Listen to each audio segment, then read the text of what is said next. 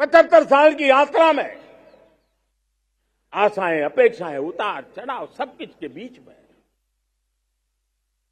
हर एक के प्रयास से हम जहां तक पहुंच पाए थे, पहुंचे थे। और 2014 में देशवासियों ने मुझे दायित्व दिया। आजादी के बाद जन्मा हुआ मैं पहला व्यक्ति था जिसको लाल किले से देशवासियों का गौरवगान करने का अवसर मिला था।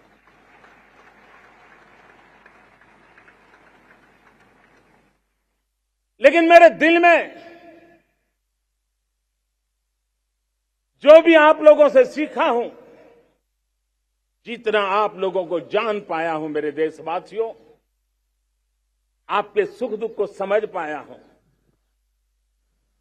देश की आशा अपेक्षाओं के भीतर वो कौन सी आत्मा बसती है, उसको जितना मैं समझ पाया हूं, उसको लेकर के मैंने अपना पूरा कालखंड देश के उन लोगों को एम्पावर करने में खपाया।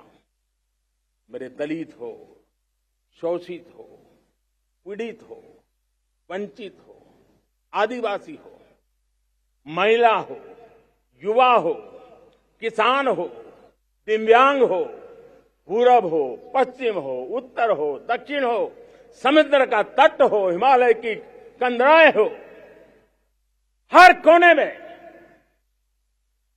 महात्मा गांधी का जो सपना था आखिर इंसान की चिंता करने का, महात्मा गांधी जी की आकांक्षा थी अंतिम छोर पर बैठे हुए व्यक्ति को समर्थ बनाने की, मैंने अपने आप को उसके लिए समर्पित किया।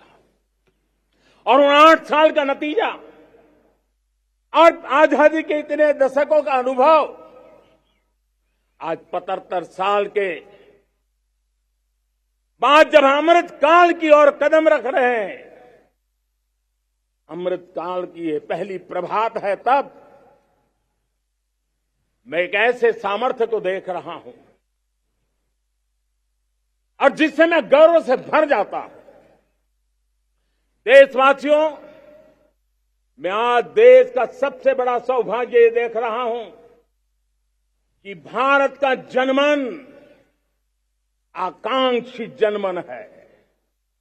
एस्पिरेशनल सोसाइटी किसी भी देश की बहुत बड़ी अमानत होती है और हमें गर्व है कि आज हिंदुस्तान के हर कोने में, हर समाज के हर वर्ग में, हर तबके में आकांक्षाएं उफान पर है। देश का हर नागरिक चीजें बदलना चाहता है, बदलते देखना चाहता है, लेकिन इंतजार करने को तैयार नहीं है, अपनी आंखों के सामने देखना चाहता है, कर्तव्य से जुड़ करके करना चाहता है, वो गति चाहता है, वो प्रगति चाहता है। 75 साल में संजोए हुए सारे सपने अपने ही आंखों के सामने पूरा करने के लिए वो लालायित है, उत्साहित है, उतावला भी है। कुछ लोगों को इसके कारण संकट हो सकता है, क्योंकि जब एस्पिरेशनल सोसाइटी होती है तब सरकारों को भी तलवार की धार पे चलना पड़ता है, सरकारों को भी समय के साथ दौड़ना पड़ता है। और मुझे विश्वास है, चाहे केंद्र सरकार हो, राज्य सरकार हो, स्थानीय स्वराज की संस्थाएं हो, किसी भी प्रकार की शासन व्यवस्था क्यों न हो, हर किसी को इन एस्पिरेशनल सोसाइटी को एड्रेस करना पड़ेगा। उनकी आकांक्षाओं के लिए हम ज्यादा इंतजार नहीं कर सकते। हमारे इस एस्पिरेशनल सोसाइटी ने लंबे अरसे तक इंतजार किया है, लेकिन अब